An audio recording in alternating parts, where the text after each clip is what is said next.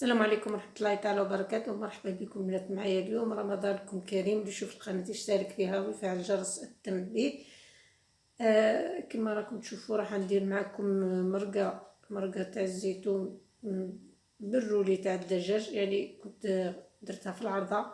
انا عندي صدر دجاج، كنت ربيت ساعة البصلة كبيرة وشوية ثوم مع بعضهم، ومن بعد راح نضيف الدجاج. انا درت التوابل، درت توابل الدجاج. دوكا راح ندير درت الزنجبيل، الكركم، فلفل الكحل، عندي بيضة، عندي كذلك الملح. ما تغلطوش الغلطه تاعي وترحيو الدجاج تاعكم كل مع بعضه. حربو انا حتى ما تولاتش حتى نشوف الدخاخين خارجه، يعني ربي لا حرقتو. رحيو بشويه، خاصة كي تكون عندكم كميه كبيره. هنا درت الشابلير، هنا درت انا تقريبا درت واحد 6 مغارف، لانه زدت درت دركا 3 على ما اظن. ومن بعد كي رحيتو جاني مش شاد روحو هكا، جاني شويه جاري. زدتلو الشابلير ونحيت كميه من الدجاج المرحي، زدت لها حتى هي الشابلير باش قدرت نكورها، ودرتها ديبولات هكا باش نريحهم في المرقه. نرحي الروبو تاعي، عفوا نرحي الدجاج تاعي. هنا انا راني بسطت الدجاج بعد ما رحيتو، درت الفرماج في الوسط. تقدروا ديروا الفرماج هذاك تاع اللي نديروه في راحي الاسم تاعو. ونحاول الرولي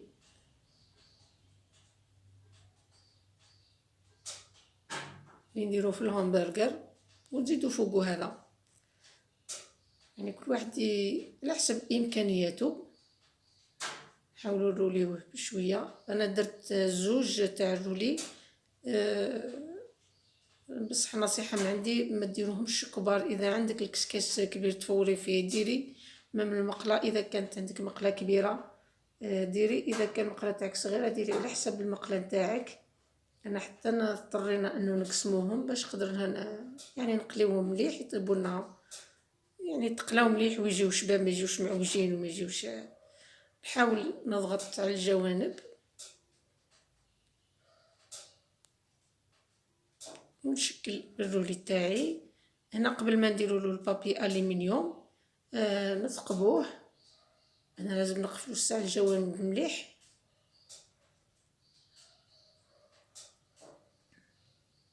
كما قلت لكم نثقبوه، ومن بعد نديرو البابي الومنيوم ونضغطو كذلك على الجوانب باش ياخذ الشكل تاعو مليح.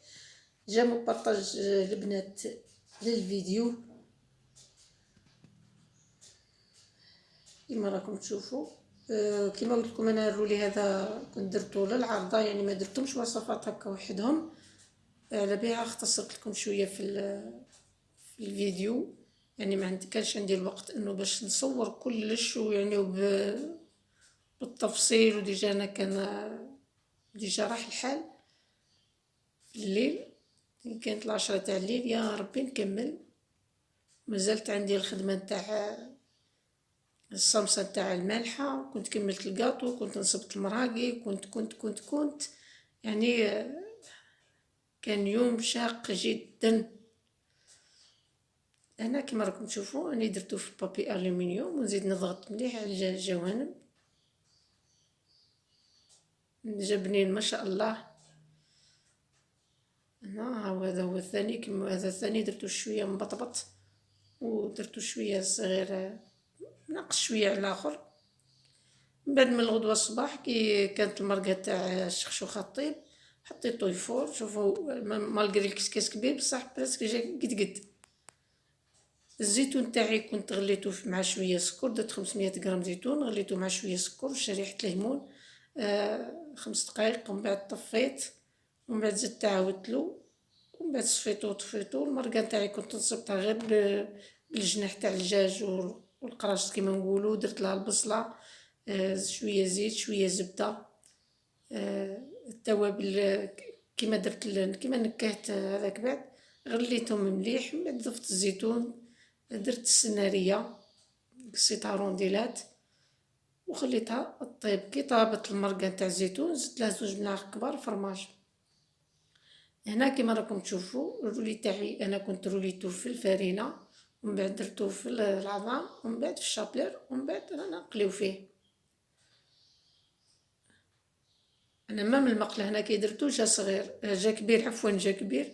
المهم بصحتكم وما صورتش للاسف، ثاني ما صورتش، هذو تصور كل مع بعضهم. ما بقى لي غير نقول لكم دمتم في رعايه الله وحفظه. جامل الفيديو، شاهدكم في الجنه. باي باي.